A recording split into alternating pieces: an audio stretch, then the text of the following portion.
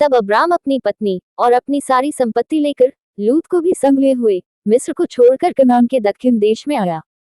Abram भेड़ बकरी, गाय बैल और सोने रूपे का बड़ा धनी था। फिर वो दक्षिण देश से चलकर बेतल के पास उसी स्थान को पहुंचा जहां उसका तंबू पहले पड़ा था, जो बेतल और ऐ के बीच में है। यह स्थान उस वेदी का है जिसे उसने पहले बनाई थी, और वहां अब्राम ने फिर यहोवा से प्रार्थना की। और लूत के पास भी, जो अब्राम के साथ चलता था, भेड़ बकरी, गाय बैल और तंबू थे।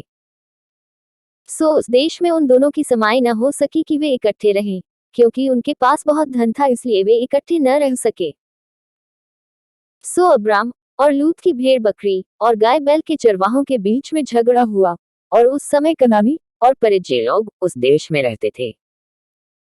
तब अब्राम लूत से कहने लगा, मेरे और तेरे बीच और मेरे और तेरे चरवाहों के बीच में झगड़ा न होने पाए, क्योंकि हम लोग भाई बंधु हैं। क्या सारा देश तेरे सामने नहीं? सो मुझसे अलग हो, यदि तू बाईं ओर जाए तो मैं दाहिनी ओर जाऊंगा, और यदि तू दाहिनी ओर जाए तो मैं बाईं ओर जाऊंगा। तब लूत ने आंख उठाकर यरदन नदी के पास वाली सारी तराई को देखा कि वह सब सिंची हुई है। जब तक यहोवा ने सदोम और अमोरा को नाश न किया था, तब तक सोअ के मार्ग तक वह तराई यहोवा की बाटिका और मिस्र देश के समान उपजाऊ थी। सो लूत अपने लिए यरदन की सारी तराई को चुन के पूर्व की ओर चला, और वे एक दूसरे से अलग हो गए।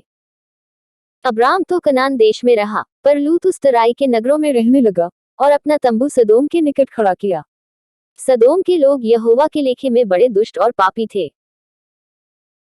जब लूत अब्राम से अलग हो गया, तब उसके पश्चात यहोवा ने अब्राम से कहा, आंख उठाकर जिस स्थान पर तू है वहां से उत्तर दक्षिण पूर्व पश्चिम चारों ओर दृष्टि कर, क्योंकि जितनी भूमि तुझे दिखाई देती है उस सबको मैं तुझे और तेरे वंश को युग युग के लिए दूंगा।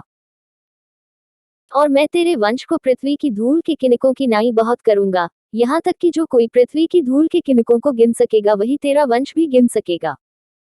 उठ, इस देश की लंबाई और चौड़ाई में चल फिर, क्योंकि मैं उसे तुझी को दूंगा। इसके पश्चात अब्राम अपना तंबू उखाड़कर मामरे के बांजों के बीच जो हेब्रोन में थे जाकर रहने लगा, और वहां भी यहोवा की एक वेदी बनाई।